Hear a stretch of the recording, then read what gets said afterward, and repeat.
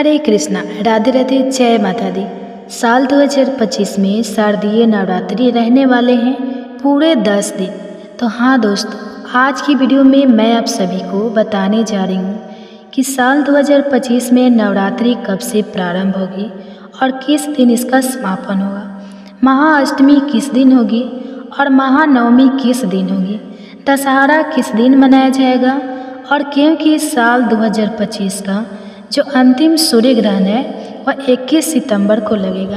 तो अगले दिन यानी कि 22 सितंबर को जब शारदीय नवरात्रि का प्रथम दिन होगा तो हम किस प्रकार से पूजा पाठ कर पाएंगे, क्या इसके नियम होने वाले हैं। संपूर्ण जानकारी आप सभी को इस वीडियो में शेयर करने जा रही हूँ। लेकिन सबसे पहले माँ दुर्गा के इस वीडियो को लाइक करके कमेंट्स में जय माँ दुर्गा जरूर ही लिख दीजिए।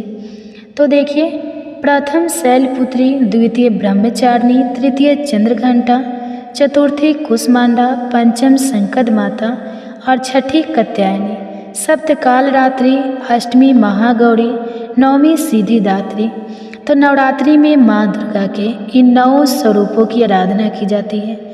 हमारे शास्त्रों में लिखा गया है कि आश्विन मास की शुक्ल पक्ष की प्रतिपदा तिथि पर माँ जगदम्बा भगवती इस पृथ्वी लोक पर आती है और पूरे 9 दिनों तक यानी कि आश्विन मास की शुक्ल पक्ष की नवमी तिथि तक माँ दुर्गा हम सभी के बीच इस पृथ्वी लोक पर ही निवास करती है और नवमी तिथि के बाद में वे अपने लोक को प्रस्थान करती है। तो इन 9 दिनों में माँ दुर्गा अपने भक्तों के घरों में विराजमान होती है और विधि विधान से भक्त उनकी आराधना करते हैं, पूजा करते हैं, अपने मन की कामना कहते हैं और माँ दुर्गा उनकी सभी मनोकामनाओं को पूर्ण करती है। हमारे धर्म शास्त्र के अनुसार वर्ष भर में 4 नवरात्रियाँ होती हैं, 2 प्रकट नवरात्रि और 2 गुप्त नवरात्रि। माघ मास की और आषाढ़ मास की नवरात्रि गुप्त नवरात्रि कहलाती है और आश्विन मास की और चैत मास की नवरात्रि प्रकट नवरात्रि कहलाती है। आज की इस वीडियो में मैं आप सभी को साल 2025 में आश्विन मास की शारदीय नवरात्रि कब प्रारंभ हो रही है, कब समाप्त होंगी, यह तो बताऊंगी ही, साथ ही साथ यह भी बताऊंगी कि इस साल माँ दुर्गा किस वाहन पर सवार होकर हम सभी के बीच में आ रही है, किस दिन कलश स्थापना की जाएंगी और किस दिन नवरात्रि का समापन किया जाएगा और नवरात्रि में किस दिन माँ दुर्गा के कौन से स्वरूप की आराधना हमें करनी चाहिए। नवरात्रि में अष्टमी और नवमी तिथि बहुत ही महत्वपूर्ण है। इस दिन के कुछ खास नियम और ख़ास उपाय भी बताऊंगी जिनसे कि आप अपने निजी जीवन से जुड़ी हर समस्या का समाधान माँ दुर्गा से करवा सकते हैं। दुर्गा विसर्जन कब है और इसके अलावा कन्या पूजन और व्रत के पारण का शुभ मुहूर्त क्या होता है। तो सबसे पहले हम इसकी तिथि यानी कि तारीख जान लेते हैं। आश्विन मास के शुक्ल पक्ष की प्रतिपदा तिथि पर नवरात्रि का प्रारंभ होता है। आप सभी को मैंने बता दिया है आश्विन मास की शुक्ल पक्ष की प्रतिपदा तिथि का प्रारंभ हो रहा है 22 सितंबर की देर रात 1:23 पर, ठीक है। और प्रतिपदा तिथि का समापन होगा 23 सितंबर 2025 को देर रात 2:56 पर। तो सूर्योदय कालीन तिथि में प्रतिपदा तिथि में हमें 22 सितंबर को ही प्राप्त हो रही है, इसलिए 22 सितंबर 2025 सोमवार के दिन शारदीय नवरात्रि का प्रारंभ होगा।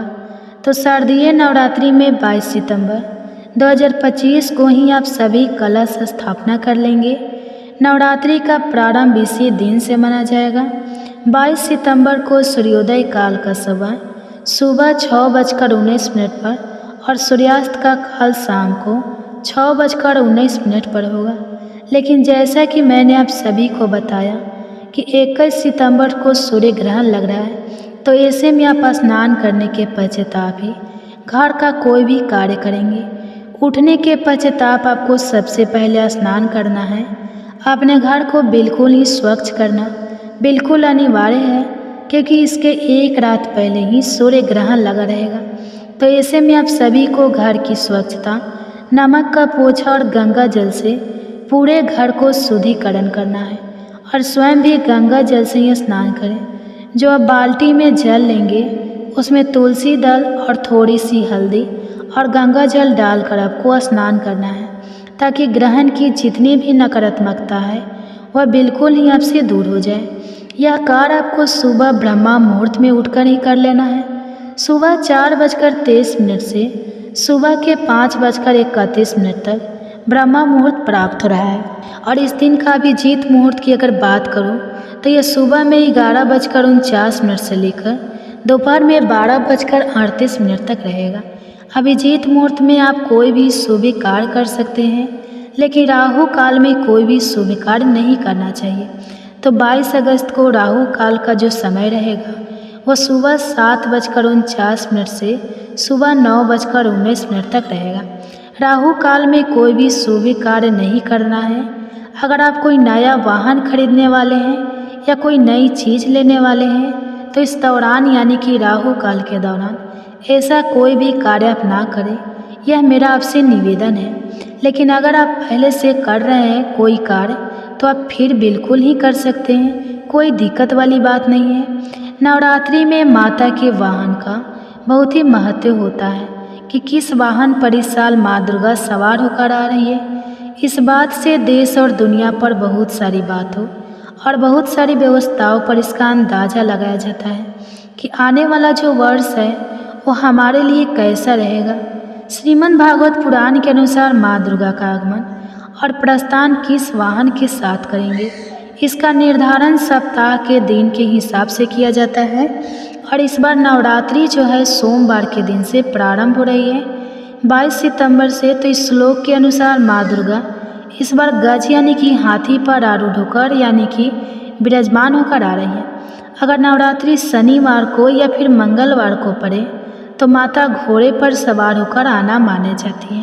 और अगर नवरात्रि का प्रारंभ गुरुवार या शुक्रवार से हो तो ऐसे में माता पालकी या डोली पर सवार होकर आती है। साथ ही में यदि बुधवार के दिन से नवरात्रि प्रारंभ हो तो माँ दुर्गा नौका अर्थात कश्ती पर विराजमान होकर आती है। और सोमवार को अगर नवरात्रि प्रारंभ हो तो माँ का आगमन हाथी पर ही होगा। और हाथी की सवारी का मतलब क्या होता है, तो देखिए नवरात्रि में माँ दुर्गा गज अर्थात हाथी पर सवार होकर जब आती है तो यह बहुत ही शुभ माना जाता है। इस वाहन में सवार होकर आने से वर्षा प्रचुर मात्रा में होती है। इसके साथ साथ ही खुशियों की दस्तक होती है, सुख समृद्धि बढ़ती है। इसका मतलब यह है कि पूरा साल सुख समृद्धि सौभाग्य लेकर माँ दुर्गा इस बार पृथ्वी लोक पर आने वाली है। इसके साथ ही वर्षा होने के कारण अनाज इत्यादि ठीक मात्रा में होता है। तो नवरात्रि में माँ दुर्गा का आगमन बहुत शुभ माना जाता है, क्योंकि हाथी पर सवार होकर आना कष्टों का निवारण भी करता है और मनोकामनाओं की पूर्ति भी करेगा। अब जानते हैं कि नवरात्रि में किस तिथि पर आपको किस देवी की आराधना करनी चाहिए। लेकिन एक बार फिर से आप सभी को याद दिला दूँ कि माँ दुर्गा की इस वीडियो को लाइक नहीं किया है तो लाइक करके मुझे कमेंट बॉक्स में जय माँ दुर्गा तो आपको लिखना ही है। साथ ही साथ यह बताया कि आप हमारी इस वीडियो को कहाँ से देख रहे हैं। और अगर आप नवरात्रि के दौरान अपना राशिफल कुंडली के अनुसार जानना चाहते हैं तो कमेंट सेक्शन में ही आप मुझे अपना नाम, डेट ऑफ बर्थ और स्थान लिख दीजिए और राशि लिख दीजिए। राशि अनुसार जो उपाय बनना पड़ेगा इस नवरात्रि के दौरान वो मैं आपको कमेंट सेक्शन के माध्यम से ही बता दूंगी। साथ ही साथ अगर चैनल पर पहली बार आए हैं, मेरी आवाज़ को पहली बार सुन रहे हैं तो वीडियो को लाइक करने के साथ साथ ही चैनल हमारे अनकाबे स्टोरी को सब्सक्राइब कर दीजिएगा और पास वाला बेल आइकन ज़रूर प्रेस कीजिएगा, क्योंकि इस चैनल पर आपको निजी जीवन से जुड़ी हर समस्या का समाधान और व्रत पर्व से जुड़ी हुई संपूर्ण जानकारी बिल्कुल ही निःशुल्क और हर रोज़ मिलती चली जाएंगी। तो देखिए शारदीय नवरात्रि 22 सितंबर से प्रारंभ हो रही है। प्रतिपदा तिथि माँ शैलपुत्री की पूजा करेंगे, ठीक है, और इसी दिन कलश की स्थापना भी की जाएंगी। 23 सितंबर को द्वितीय तिथि रहेंगी। माँ ब्रह्मचारिणी की पूजा इस दिन हम सभी करेंगे। 24 सितंबर को तृतीया तिथि पड़ेंगी जब हम माँ चंद्रघंटा की पूजा करेंगे। अब यहाँ पर एक बात ध्यान देने योग्य है, क्योंकि 25 सितंबर को भी तृतीया तिथि ही है, यानी कि 2 दिन हमें तृतीया तिथि प्राप्त हो रही है।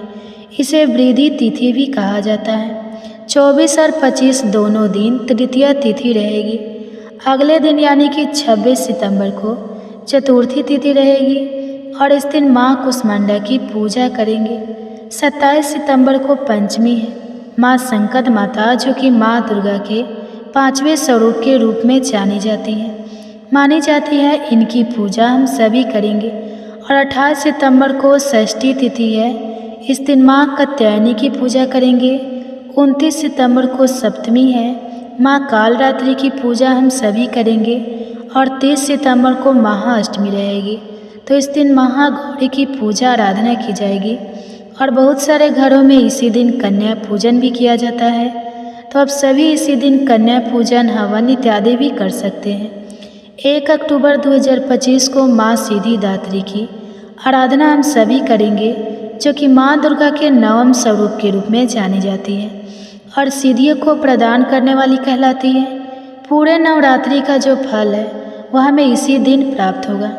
माँ सिद्धिदात्री की पूजा से ही प्राप्त होगा। तो नवरात्रि के 9वीं तिथि बहुत ही विशेष होती है। कन्या पूजन, हवन या फिर कोई भी कार्य आप करना चाहते हैं तो आप इस दिन कर सकते हैं। नवरात्रि व्रत का पारण आप 9वीं तिथि पर ही कर सकते हैं या फिर आप चाहे तो 10वीं तिथि पर भी कर सकते हैं। 10वीं तिथि 2 अक्टूबर को है और इसी दिन दशहरा मनाया जाएगा और इसी दिन माँ दुर्गा का विसर्जन भी होगा। जैसे कि कई जगहों पर पंडाल लगे होते हैं, माँ दुर्गा की स्थापना की जाती है और माँ दुर्गा की मूर्तियों का जो विसर्जन है, जो कि मिट्टी की मूर्तियाँ होती है, मूर्तियों के हम स्थापित करते हैं। उनकी पूजा आराधना 9 दिनों तक चलती है। माँ दुर्गा की इन मूर्तियों का विसर्जन आप सभी 2 अक्टूबर 2025 को कर सकते हैं। और अब जान लेते हैं कि कलश की स्थापना करने का शुभ मुहूर्त क्या होगा। तो देखिए 22 सितंबर 2025 को हम सभी कलश स्थापना करेंगे और कलश स्थापना करने का जो शुभ मुहूर्त प्राप्त हो रहा है वो सुबह 6:09 से सुबह 8:06 तक, यानी कि कुल अवधि जो है वो 1 घंटे 55 मिनट की रहेगी। और जैसा कि 21 सितंबर प्रीत अमावस्या के दिन सूर्य ग्रहण लग रहा है, तो आपको स्नान आदि से निर्मित सबसे पहले सूर्योदय कालीन में ही होना पड़ेगा, क्योंकि जो कलश स्थापना का शुभ मुहूर्त है 6:09 से प्रारंभ हो रहा है। 8:06 के बीच ही आपको कलश स्थापना करनी है। तो आप उसी हिसाब से सुबह में उठकर सारी तैयारियां कर लीजिएगा। ये 55 मिनट का जो समय है कलश स्थापना के लिए सबसे अच्छा मुहूर्त कहलाता है। माँ की विधि विधान से पूजा आप सभी इस दिन कर सकते हैं। अब देखिए कई सारे भक्त प्रश्न करेंगे कि दीदी इस समय राहु काल रहेगा तो फिर हम पूजा कैसे करेंगे। तो देखिए अगर आप राहु काल से पहले अपनी पूजा प्रारंभ कर देते हैं, जैसे कि 6:09 पर अगर आपने कलश स्थापना का जो शुभ मुहूर्त प्राप्त हो रहा है, इस समय आपने जो है पूजा प्रारंभ कर दी है, कलश स्थापना करना प्रारंभ कर दिया है, तो फिर राहु काल का जो दोष है वो आपको नहीं लगता है। राहु काल में कभी भी शुभ कार्य प्रारंभ नहीं किया जाता है, लेकिन जो कार्य आप कर रहे हैं उसे आप कर सकते हैं। इसमें किसी भी प्रकार की कोई भी दिक्कत नहीं मानी जाती है। तो कलश स्थापना के जो 2 मुहूर्त प्राप्त हो रहे हैं, एक तो सुबह में मैंने आप सभी को बताया और दूसरा जो मुहूर्त है वह अभिजीत मुहूर्त, जो कि दोपहर में 11:49 से 12:38 तक। तो अगर आप ब्रह्मा मुहूर्त में उठकर कलश स्थापना ना कर सके तो आप इस समय भी कलश स्थापना कर सकते हैं, पूजा कर सकते हैं। ठीक है, पूरी नवरात्रि में किस मंत्र का हमें जाप करना चाहिए, किस विधि विधान से माँ की आराधना हमें करनी चाहिए, और अगर कोई विशेष मनोकामना है तो कौन सा उपाय हम करें, यह संपूर्ण जानकारी आने वाली अगली वीडियो में मैं आप सभी के साथ शेयर करूंगी। तो चैनल को सब्सक्राइब करके पास वाला बेल आइकन जरूर प्रेस कर दीजिएगा, ताकि आने वाली संपूर्ण जानकारियाँ आप सभी को नोटिफिकेशन के माध्यम से मिलती हुई चली जाए। वीडियो को लाइक करके कमेंट सेक्शन में आप सभी अपना डेट ऑफ बर्थ और राशि जरूर लिख दीजिएगा। नवरात्रि के दौरान जो राशिफल बनता पड़ेगा वह मैं आपको कमेंट सेक्शन में रिप्लाई के माध्यम से ही बता दूंगी। आप सभी को एक बार फिर से साल 2025 की शारदीय नवरात्रि की हार्दिक शुभकामनाएं। जय श्री राम, जय माँ दुर्गा, जय माँ भवानी, जय माता दी।